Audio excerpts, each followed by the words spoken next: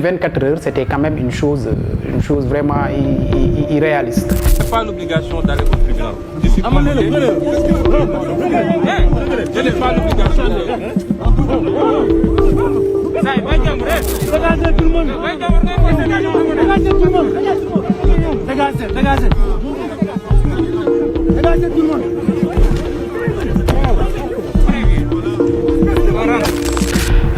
Donc, nous qui étions au tribunal ce jour-là, nous ne pensions pas que tout allait se faire ce jour-là, que tous les débats d'audience et les réquisitoires, les plaidoiries allaient se faire le même jour. Donc, on ne s'attendait pas à être au tribunal de 9h à 3h du matin.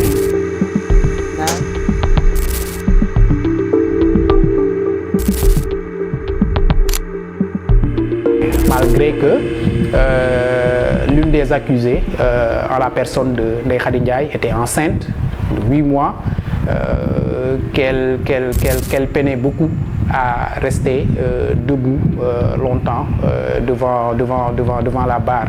Ce jour-là, ce qu'il faut retenir surtout, c'est qu'il n'y avait qu'une seule partie qui avait droit à la parole, et c'était la partie civile. La défense n'avait pas droit à la parole puisque les avocats de Ousmane Sonko avaient refusé de plaider.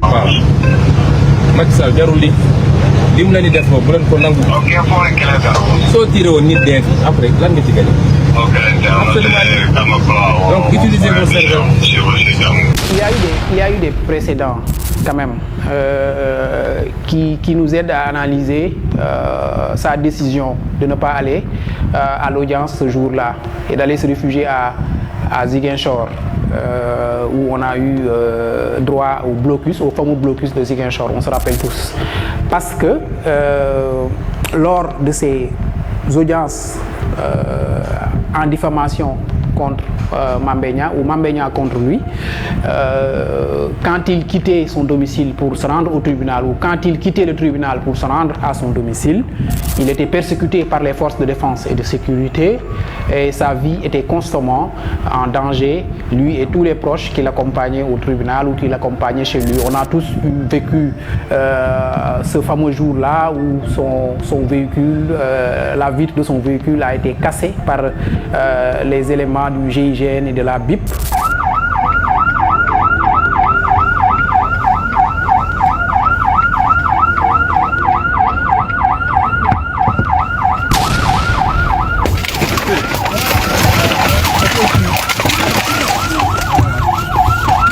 Sauf si je suis en état d'arrestation. Voilà.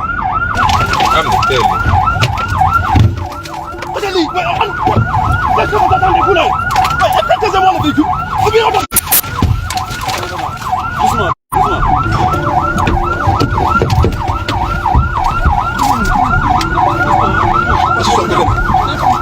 ne sors pas de mon véhicule.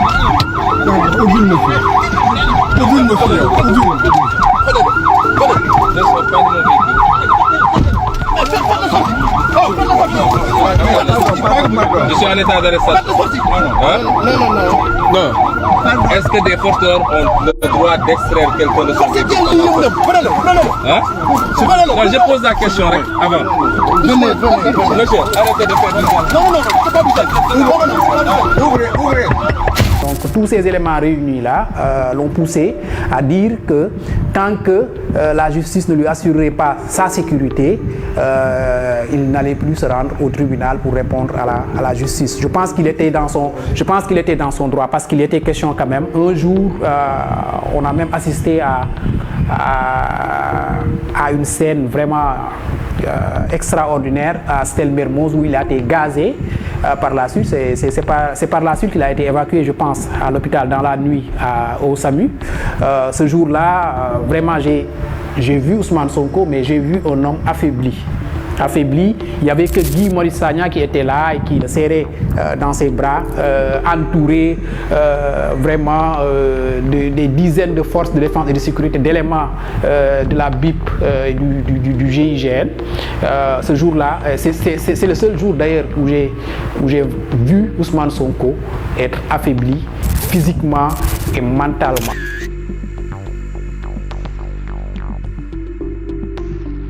Mais bon, Heureusement que parmi les forces de défense et de sécurité, parmi les éléments de la BIP et du GIGN, il y avait des gens qui étaient là et qui tenaient à ce que vraiment qu'on n'entame pas l'intégrité physique de Ousmane Sonko. Donc c'est peut-être ce qui l'a sauvé, mais dans ce brouhaha-là, dans ce tohu-bohu-là, tout pouvait arriver dans ces jours-là. ci élection yi Macky Sall du bokk élection yi te désormais nag li ma leen di wax œil pour œil, dent pour dent. Non, je n'ai pas d'excuses à faire puisque je n'ai commis aucune faute. À partir d'aujourd'hui dama bëgg mu doon une mobilisation permanente. Macky Sall son pied notre pied. jàmm dootu ko am fii. Il était plus facile, en tout cas plus aisé à la partie civile de l'enfoncer ce jour-là. Mais il n'en était rien. Et c'était ça ma surprise. C'est-à-dire les preuves qu'on attendait. Parce qu'en matière de viol, quand même, il faut mettre sur la table du juge et aux yeux de l'opinion des preuves palpables qui puissent vraiment établir vraiment le crime de viol. Et ce jour-là, de 9h à 3h du matin, il n'y a eu que des suppositions. On s'est basé, en tout cas les avocats de la défense et le procureur, ils se sont basés sur une présomption de culpabilité.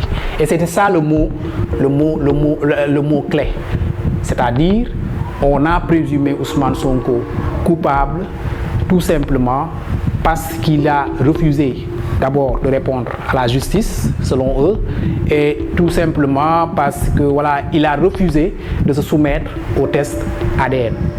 Le juge, en tout cas, a déclaré Ousmane Sonko coupable de viol. Et ça, tout le monde savait que ça ne tenait pas la route. Pour vraiment condamner quelqu'un de viol, il fallait avoir des preuves palpables, soit un test ADN ou soit comment dirais-je, des vidéos, des éléments audio ou des aveux vraiment qui puissent établir que Ousmane Sonko a bien violé mademoiselle Adji Sarr, ce qui n'était pas le cas.